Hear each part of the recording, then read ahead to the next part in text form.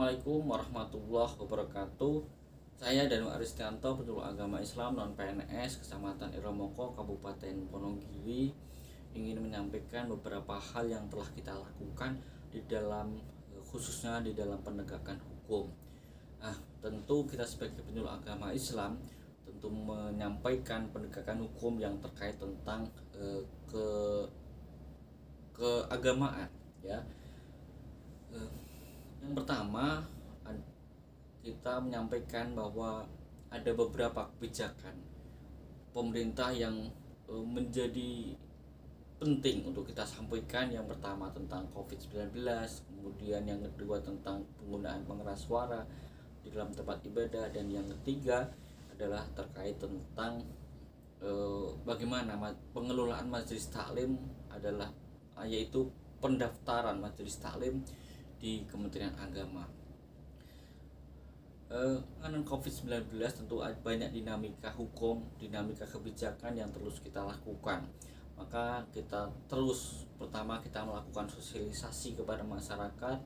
Kita juga melakukan koordinasi dengan berbagai stakeholder, dengan atasan kita, dengan penyuluh agama Islam fungsional, dengan tokoh masyarakat, dengan ketua majelis taklim, dan berbagai stakeholder yang lain. Yang ketiga, kita juga menyampaikan evaluasi kegiatan terkait tentang penegakan hukum, apakah masyarakat itu mengikuti kebijakan pemerintah ataukah tidak selama pandemi itu. Tentu secara umum binaan kami itu melakukan apa yang diimbau oleh pemerintah tentunya dalam penanganan COVID-19. Yang berikutnya tentang pengeras suara, ini juga secara umum tidak menimbulkan problem di masyarakat, sehingga kebijakan-kebijakan yang dilakukan oleh pemerintah itu relatif dilakukan atau bisa dilaksanakan oleh binaan-binaan kami. Yang ketiga adalah tantangan yang paling berat adalah bagaimana mendata majelis taklim sesuai dengan peraturan Menteri Agama tahun 2019, yaitu apakah majelis taklim itu perlu didaftarkan di Kementerian Agama. Tentu ini menjadi tantangan kita ke depan, dan ini sebagai sebuah keberlanjutan kita ke depan, karena majelis taklim idealnya harusnya didaftarkan di Kementerian Agama, bukan bermaksud untuk membatasi ruang publik dengan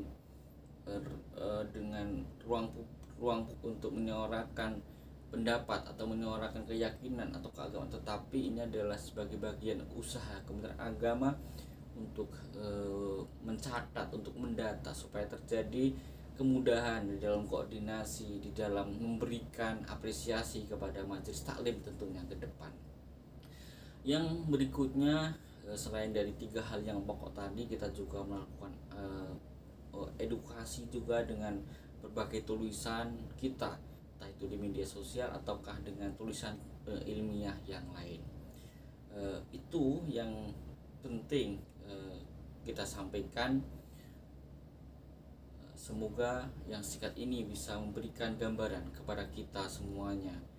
Depan tentu kita membuka konsultasi syariah atau konsultasi hukum, yang ini tentunya akan membantu masyarakat, terutama mereka yang awam terhadap hukum itu, untuk kemudian memahami berbagai regulasi, atau kepada masyarakat yang mungkin terkena kasus hukum atau mungkin mengalami problem-problem hukum tertentu, baik itu dalam keluarga atau hukum-hukum yang lain, itu bisa bisa diberikan edukasi kepada mereka. Terima kasih. Itu yang bisa kita sampaikan. Wassalamualaikum warahmatullahi wabarakatuh.